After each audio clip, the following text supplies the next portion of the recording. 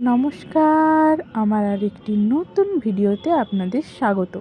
সরস্বতী পুজোর আগের দিন থেকে শেষ দিন অবধি কী করলাম সেটাই তুলে ধরবো আপনাদের সামনে। সকালে স্যান্ডউইচ বানানোর চেষ্টা করলাম জলখাবারে, যদিও সেটা আবার ম্যাগি আর ডিম পেঁয়াজ লঙ্কা দিয়ে। খাওয়া দাওয়া করে বেরিয়ে পড়লাম নাড়াজোল। 23শে জানুয়ারি নেতাজি সুভাষচন্দ্র বসুর জন্মদিন উপলক্ষে আমাদেরকে মনোনীত করা হয়েছিল নৃত্য প্রতিযোগিতায় সুভাষ চেতনা সম্মানে সম্মানিত করার জন্য। তার পুরস্কার নিয়ে বাড়ি ফিরলাম।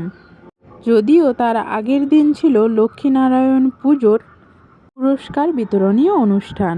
সেখানে যেমন খুশি সাজতে প্রথম স্থান অর্জন করায় সেখানেও গিয়েছিলাম পুরস্কার আনতে। যেহেতু সরস্বতী পুজোর দিন কলেজে গিয়েছিলাম পুষ্পাঞ্জলি দিতে, তার পরের দিন ছিল আমাদের নৃত্যাঙ্গন ড্যান্স একাডেমির পক্ষ থেকে একটি সামান্য নৃত্যানুষ্ঠানের আয়োজন। এটা ছিল সেখানেরই একটু ভিডিও। তারপর আজকে 26শে জানুয়ারি প্রজাতন্ত্র দিবস। যেহেতু আমরা প্রজা হিসেবে এখন আর নিজেদেরকে মনে করি না, তাই বলা যেতে পারে সাধারণতন্ত্র দিবস। এই দিন আমাদের বিএড কলেজে সাধারণতন্ত্র দিবস উদযাপন হলো, সাথে হলো প্রতিমা বিসর্জন। কনকাঞ্জলি নেওয়ার জন্য আগে থেকে রেডি হয়ে গিয়েছিলাম। আমাদের কলেজে প্রথা রয়েছে লক্ষ্মী এবং সরস্বতী দুইজনেরই পুজো করতে হয়, তাই দুটো ঠাকুরই আমাদের হয়েছিল। যেহেতু এটা জমিদার বাড়ি ছিল, তাই তাদের নিয়মই আমরা ফলো করি।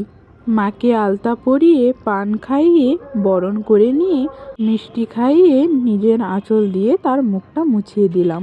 সত্যি এটা একটা আলাদাই অনুভূতি ছিল। এই বছর সরস্বতী পুজো আমার খুব একটা ভালো কাটেনি। আপনাদের কেমন কাটলো অবশ্যই কমেন্ট করে জানাবেন। আজকের ভিডিওটি এই পর্যন্ত। ভালো লাগলে লাইক, কমেন্ট, শেয়ার করতে ভুলবেন না কিন্তু।